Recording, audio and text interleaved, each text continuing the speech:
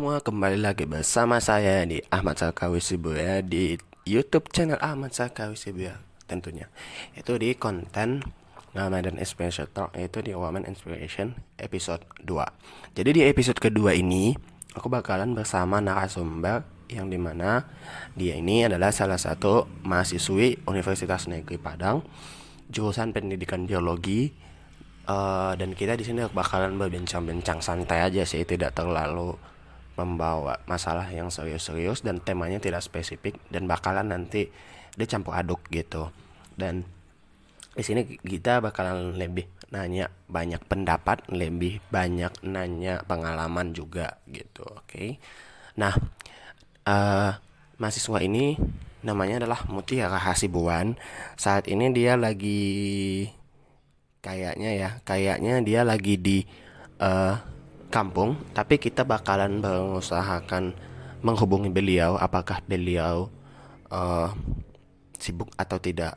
Tadi terakhir ku apa ku hubungi tidak, tapi mudah-mudahan tidak. Oke, okay? Enjoy this podcast and selamat mendengarkan. Halo, assalamualaikum. Apa benar ini dengan Bu Mutiara? Waalaikumsalam. Ya, benar sekali Pak Sarkawi. Oke, bagaimana kabar Bu? Alhamdulillah sehat walafiat, Alhamdulillah baik. baik. Tambah gemuk, Uh, tambah imut dong. iya iya iya. Mudah-mudahan lah ya sampai selesai pandemi gitu terus. Amin. Amin. Oke, by the way, lagi sibuk apa sekarang Ibu Mutiara? Sekarang Ya. nggak sibuk sih, cuman baru siap ujian. Oh, Ya ujian UAS. online gitu ya? Iya. Oh iya iya, beda ya. Kalau saya mungkin seminggu lagi setelah Lebaran kayaknya. Iya, sebagian juga ada yang kayak gitu, sebagian ada yang sebelum Lebaran dan sebagian ada yang sesudah Lebaran. Iya. Oke, by the way, di sini saya mau nanya nih. Saudari Tiara sendiri kan tadi baru aja selesai ujian online. Nah, Iya. eh, pendapat saudari sendiri sih mengenai ujian online di masa pandemi sekarang ini gimana? Apakah merasa kesusahan atau banyak kendala atau malah lebih menguntungkan? Kalau pribadi sih ya banyak kendala. Contohnya kan karena waktunya dikasih dosen tuh cepat, sedangkan kita tuh perlu berpikir.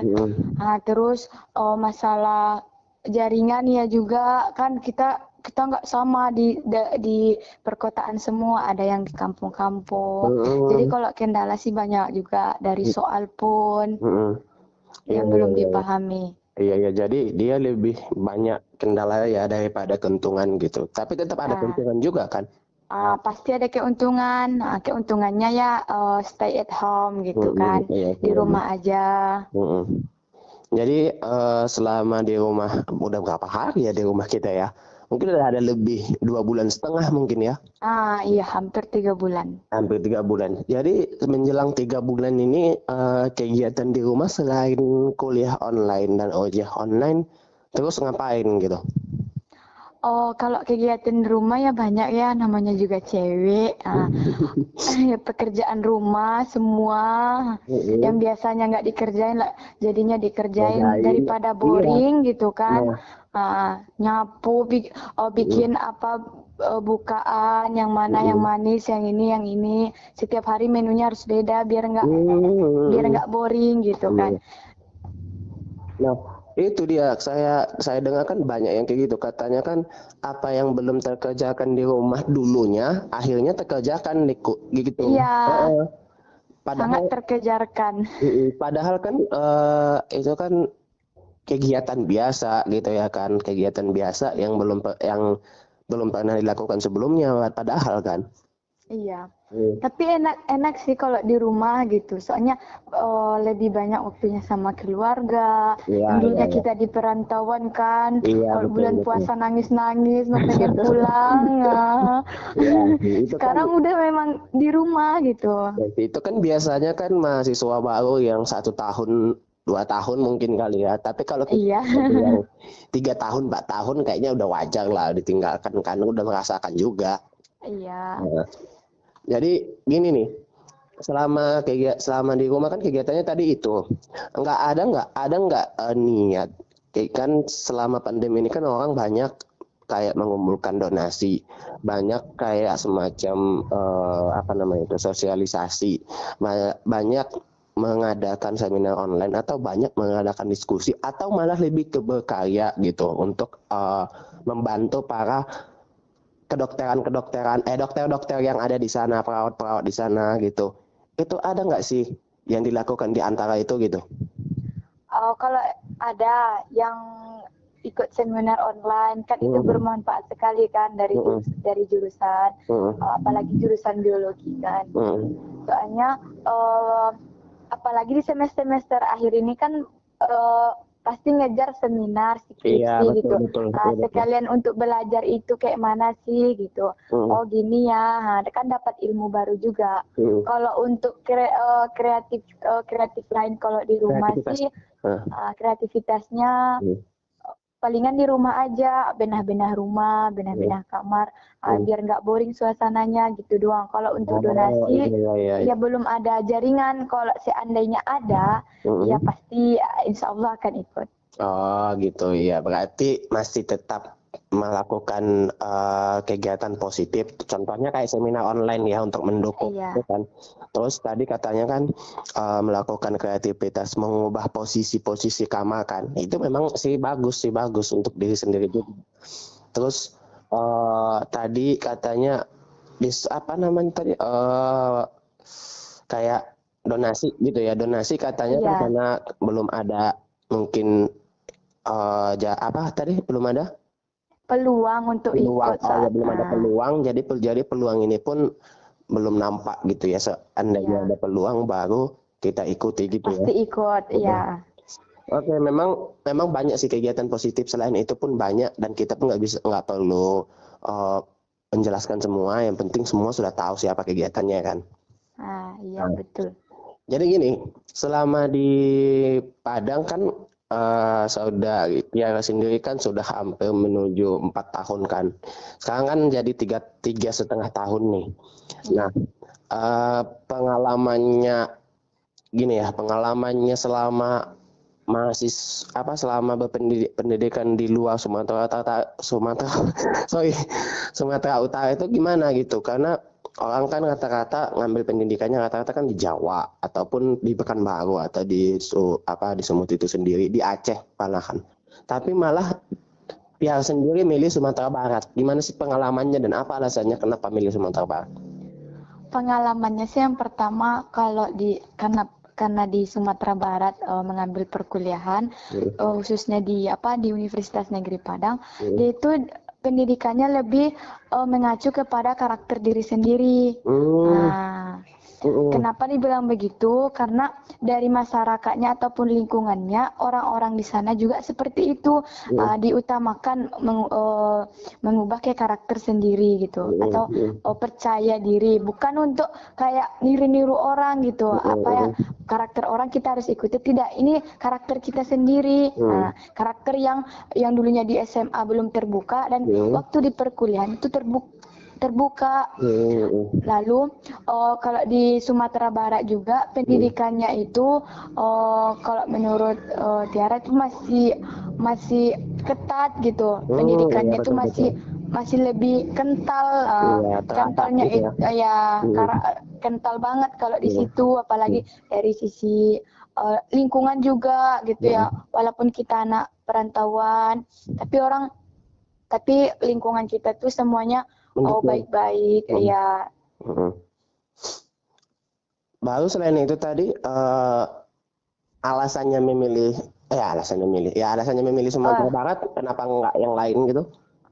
Alasan memilih Sumatera Barat sih yang pertama dari segi ranah Minangnya gitu.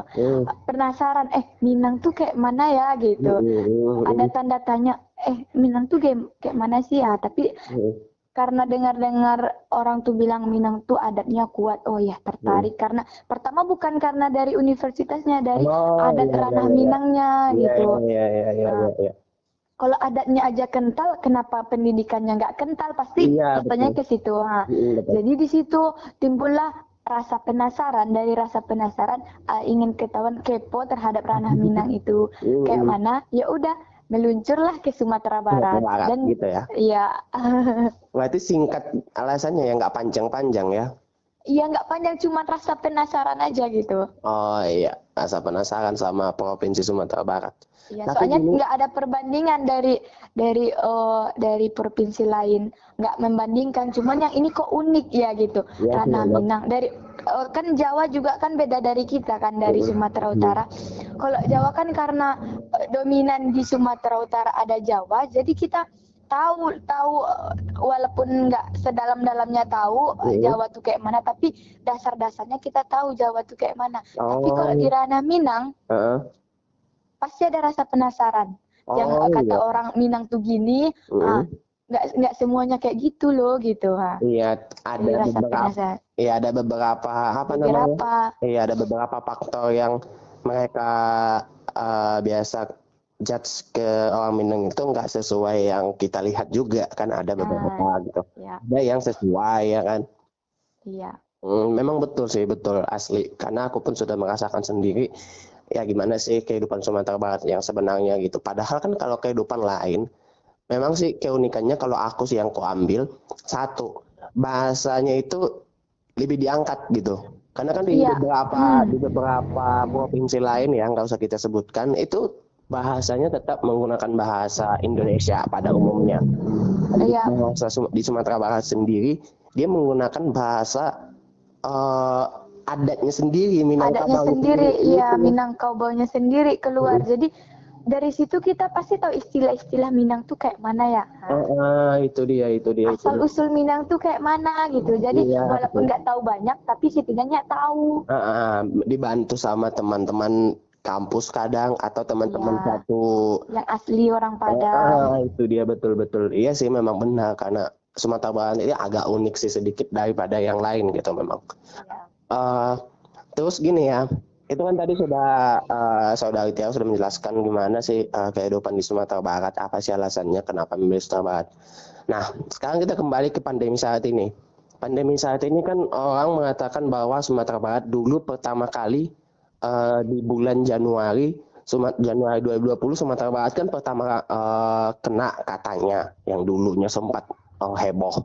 Nah, Iya, kita putar ke Maret Maret sekarang, dan di iya. mana banyak yang mengatakan Sumatera Barat adalah provinsi di Sumatera yang terakhir terkena pandemi itu di sekitar tanggal berapa ya, akhir Maret kalau nggak salah. Jadi gimana sih pendapat Saudara Tiara sendiri itu dari bulan satu yang kita kena heboh sampai kita bulan 3 yang paling terakhir di Sumatera yang kena gitu. Kalau menurut Tiara kayak gini, kalau memang dari peneliti bilangnya di Sumatera Barat itu tempat pertama yang kena COVID, tapi di Maret ini yang penyebaran COVID itu paling terakhir di Sumatera Barat. Mungkin di sisinya ini kayak gini. Kita lihat aja lingkungan dari Sumatera Barat kayak mana kan. Sumatera Barat kan lingkungannya tuh kayak panas karena dikelilingi oleh lautan. Mungkin benar Sumatera Barat adalah tempat pertama karena banyak Warga orang Cina. asing, Ya, warga asing Cina, orang-orang sekarang asing ya. yang masuk ke terutama Sumatera Barat. Dulunya ya waktu Jadi itu bulan satu mungkin kan. pertamanya iya, tapi penyebarannya mungkin tidak langsung di Sumatera Barat. Penyebarannya mungkin tidak secepat di Jakarta Iya sih, ataupun betul. tempat lain. Iya, iya, iya. Mungkin dilihat dari penyebarannya. Tapi kalau Betul. memang iya benar, ya mungkin bisa saja benar. Tapi kebenarannya itu kebenaran yang sekarang tuh kita percayai yang sekarang aja gitu. Mungkin yang bisa saja yang bulan Januari itu juga karena keseringan Sumatera Barat itu dikunjungi oleh orang-orang asing, Iya, makanya iya, iya. pernyataan itu dibuat dibuat kalau Sumatera Barat adalah tempat pertama yang kena COVID gitu. Dulu Soalnya kan. ada dua kemungkinan juga, nggak bisa kita bilang iya, nggak bisa kita bilang tidak. Iya sih, memang sih memang. Nah, Karena gini loh, sebelumnya kan memang ada yang mengatakan gara-gara wali kota kita itu, wali kota Sumatera Barat pernah di apa namanya di bandara itu kan dia datang ketepatan warga Cina datang, seolah-olah orang membum dia itu bahwa dia membawa TKA sendiri itu gitu. Padahal kan kalau kita saya lihat nggak ada sih di situ info dia yang membawa gitu. Kalau menurut pendapat saudara Tia sendiri gimana info tersebut? kalau menurut itu sih kitanya masing-masing yang menanggapinya kayak mana. Kalau tanggapan Tiara sendiri itu mungkin suatu kebetulan, Iya. bukan suatu yang direncanakan. Kan kebetulan itu kita nggak tahu kita bertemu dengan siapa. Bisa saja kita bertemu dengan artis. Besok, apalagi kalau yang sekarang tuh, dan mungkin wali kota kita juga nggak tahu kalau misalnya yang marak-maraknya sekarang itu adalah COVID. Dia pun nggak tahu mungkin yang datang atau bersama dia yang pas di waktu bulan berapa? Bulan Januari ya, Bang?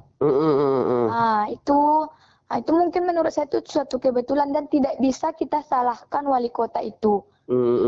Itu dia makanya banyak yang menyudutkan beliau ya kan.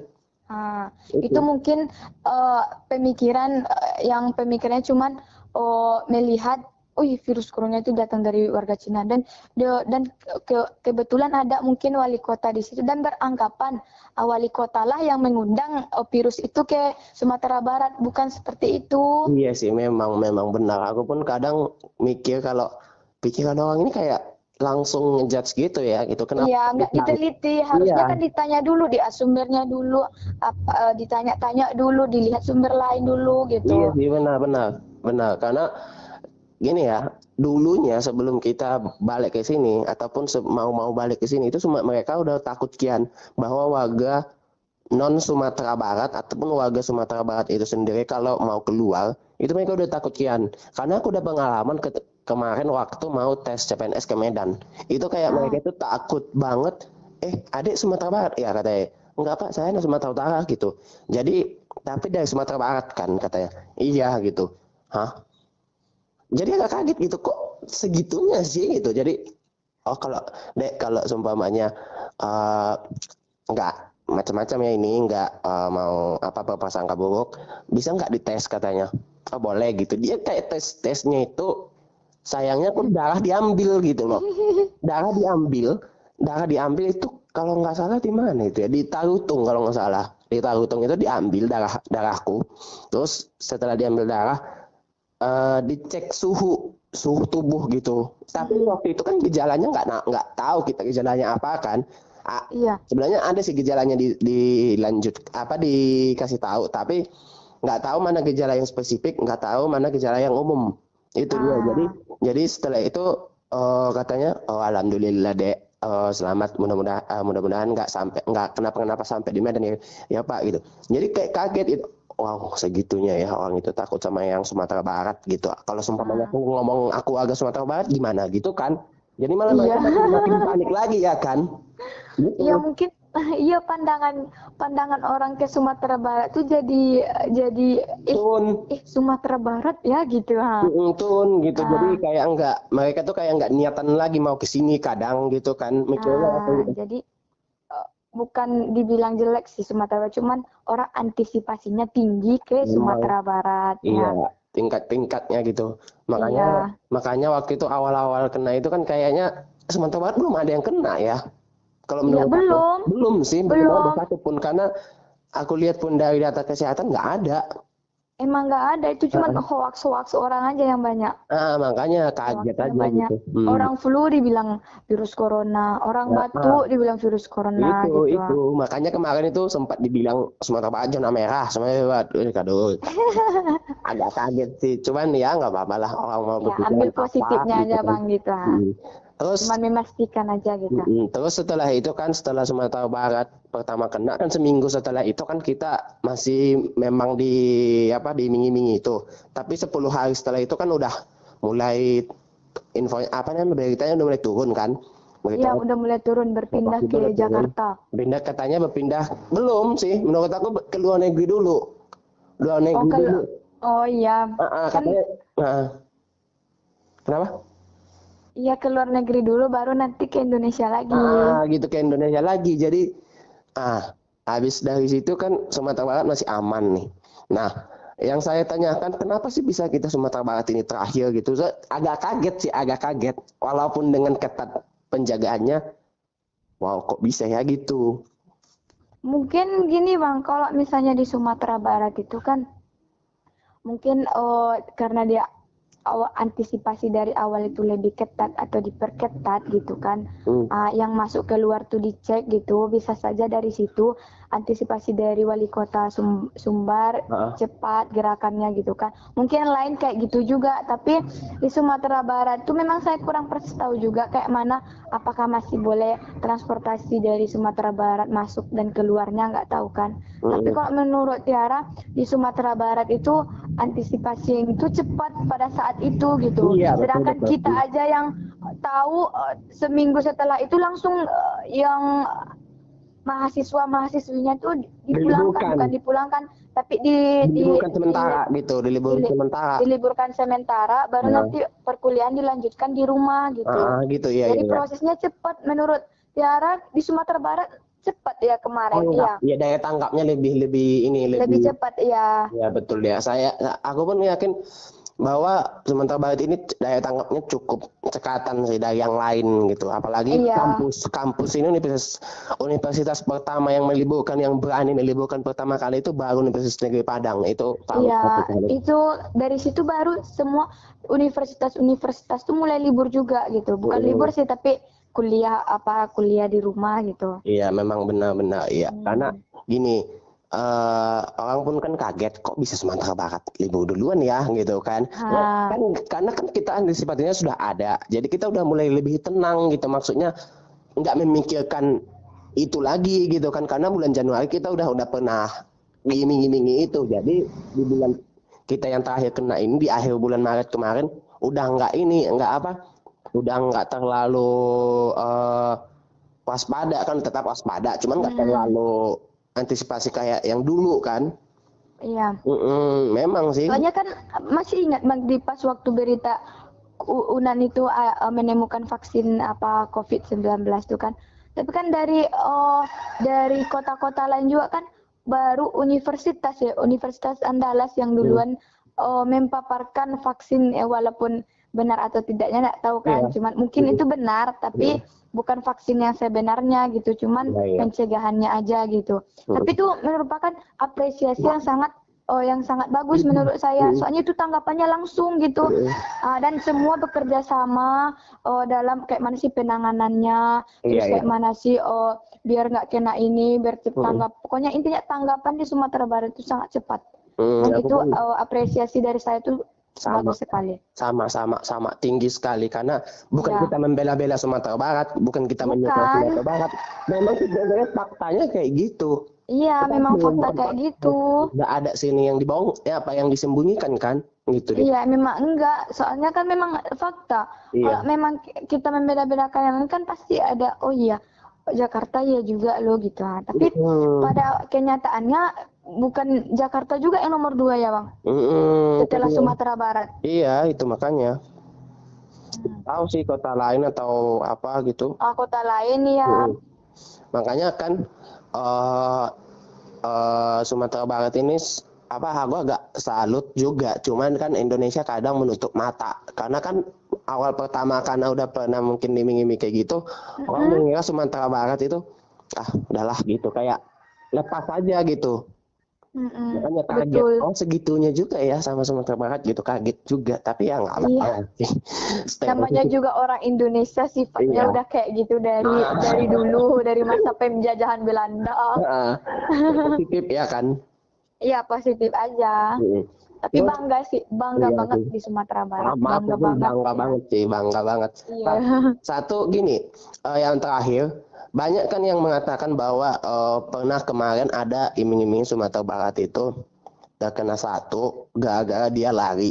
Itu dari Rumah Sakit Bukit Tinggi. Sebenarnya itu menurut pendapatmu sendiri terhadap pasien itu kayak mana? Yang lari dari Bukit Tinggi itu gitu.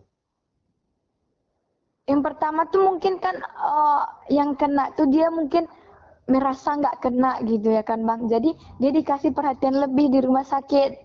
Iya sih Ah, memang. jadi- Iya sih memang. Nah, kadang kan kita nggak tahu kita kena atau enggak. Cuman orang yang memeriksa aja bilang, oh kamu kena gini gini gini gini loh gitu. Jadi dia shock sendiri. Harusnya jangan dikasih tahu kalau dia kena. Tapi kalau perhatian ya wajar dikasih. Dikasih pengertian pelan-pelan. Mungkin karena dibilang kamu itu gini gini gini gini gini. Jadi dia tuh bisa saja tertekan karena dia nggak tahu loh Oke. virus corona itu apa sih, kayak mana, itu seganas apa sih gitu. Jadi orang beranggapan virus corona itu jahat gitu. Iya sih. Memang sih iya ganas, cuman kalau kita tanggapin itu karena balik ke diri kita aja dulu. Kan ada kalau nggak jaga kebersihan juga selain dari virus corona, kuman-kuman atau bakteri lain juga kan nempel juga gitu. Nah, bergabung di situ. Kalau yang lari itu mungkin karena dia shock ya, makanya dia lari. Iya makanya kaget aja kok bisa sih Sumatera Barat segitunya gitu. Padahal kita udah aman-aman aja loh gitu kan. Ya, mungkin dia shock gitu. Iya maunya jangan dipancing kayak gitu kan. Jadi kan Iya. orang kan jadi mikir wow Sumatera Barat gitu ya. Kata orang langsung. Jadi orang pun mikir langsung oh gini gitu. Akhirnya banyak data-data yang keluar terkena dan pada akhirnya hampir berapa ya? 100-an masalahnya mungkin. Ya kan? Iya Bang. Iya itu. Tapi ya mudah-mudahan sih saya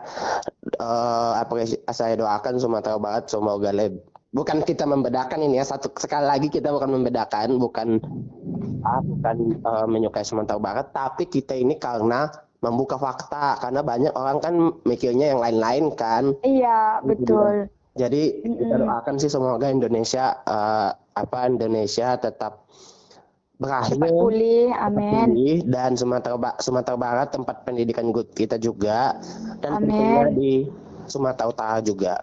Iya, seluruh Indonesia. Oke, by the way terima kasih banyak ya Saudari Tiara. Terima kasih. Terima kasih kembali. Selalu dan amin. seperti normal seperti biasanya. Amin. Oke. Amin ya rabbal alamin. Selamat beraktivitas. Assalamualaikum. Waalaikumsalam warahmatullahi wabarakatuh. Oke, itu dia tadi diskusi santai saya dengan Saudari Tiara membuka fakta dan hoax di pandemi selama di Sumatera Barat. Dan tentunya kalian bakalan sudah dengerin hasilnya. Nanti bakalan kita nggak ada kita filter karena ini semua kita belak-belakan, kita ngasih tahu kalian biar nanti kalian langsung dengar dari kami. Oke, sekian dulu podcast kali ini. Semoga bermanfaat dan bisa terinspirasi buat kalian untuk tidak berprasangka buruk ke beberapa kota lain juga. Oke, sampai jumpa di next episode. Assalamualaikum warahmatullahi wabarakatuh.